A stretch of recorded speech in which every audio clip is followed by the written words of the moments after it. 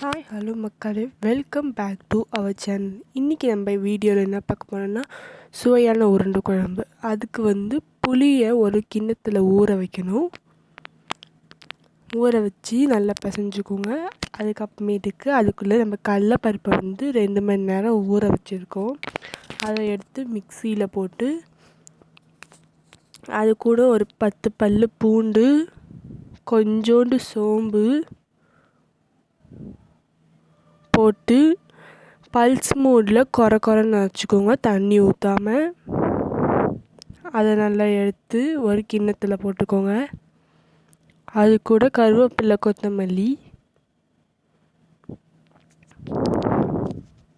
வெங்காயம் பொடிசாக நறுக்குனது 1,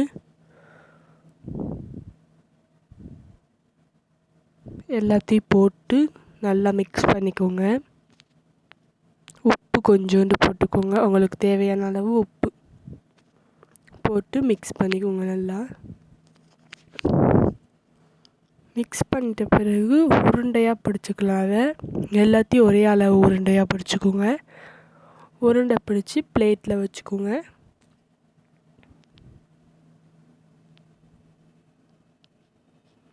அதே சமயத்தில் அடுப்பில் ஒரு கடாய் வச்சு 2 ஸ்பூன் எண்ணெய் ஊற்றிக்கிறோம். அதில் கடுகு கொஞ்சம், அது பொரிஞ்சோனி, அது பொரியிற மாரி இருக்குது. இப்போ பொரிஞ்ச பிறகு வெந்தயமும் பொரிஞ்ச பிறகு 2 வெங்காயம் பொடிசாக நறுக்குனது,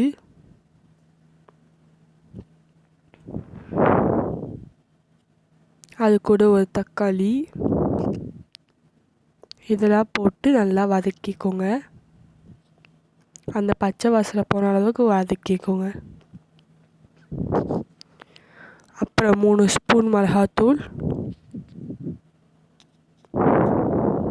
உங்கள் வீட்டில் நிறைய பேர் இருந்தாங்கன்னா அதுக்கு தேவையான அளவு மிளகாத்தூள் போட்டுக்கோங்க.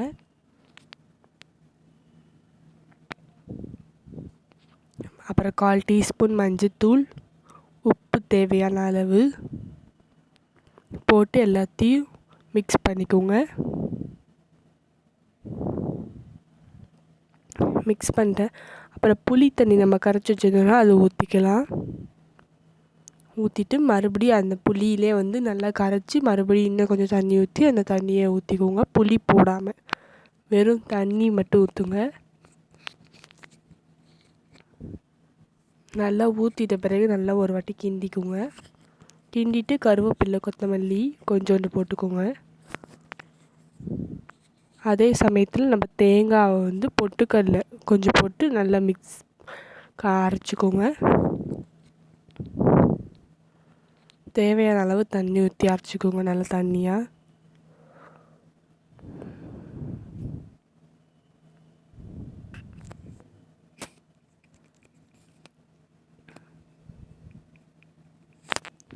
இப்போ எடுத்து வச்சுக்கலாம் ஒரு சைடு. இப்போ உருண்டைகள் எல்லாத்தையும் குழம்புல போட்டுக்கலாம். ஒன்று மெதுவாக போடுங்க. போட்டோன்னே கிளறக்கூடாது. ஒரு 5 மினிட்ஸ் கழித்து கிளறுங்க. அப்படின்னா தான் உருண்டை உடையாமல் வரும். ஒரு 5 மினிட்ஸ் ஆயிடுச்சு. இப்போ கிளறிக்கலாம். இப்போ பார்த்தீங்கன்னா இந்த உருண்டை உடையாமல் இருக்குது பாருங்கள். நல்லா அப்புறம் கிண்டிட்டு இப்போ தேங்காய் பால் ஊற்றிக்கலாம். ஊற்றிட்டு மறுபடியும் கொஞ்சம் தண்ணி ஊற்றி அதை நல்லா ஊற்றிடுங்க. ஊற்றி ஒரு வாட்டி நல்லா கிளறிக்கோங்க. பார்க்கக்குள்ளே டேஸ்ட்டாக இருக்குது, சாப்பிட்ணும் போல் இருக்குது. நல்லா கொதிக்குது குழம்பு. எல்லாமே அது கூட மிக்ஸ் ஆகிடுச்சு பாருங்கள். இப்போ டேஸ்ட் எப்படி இருக்குன்னு பார்த்து சொல்கிறேன். அந்த உருண்டை பாருங்கள், நல்லா ஜூஸியாக இருக்குது. தேங்க்யூ ஃபார் வாட்சிங் our video. Please subscribe our channel. Thank you.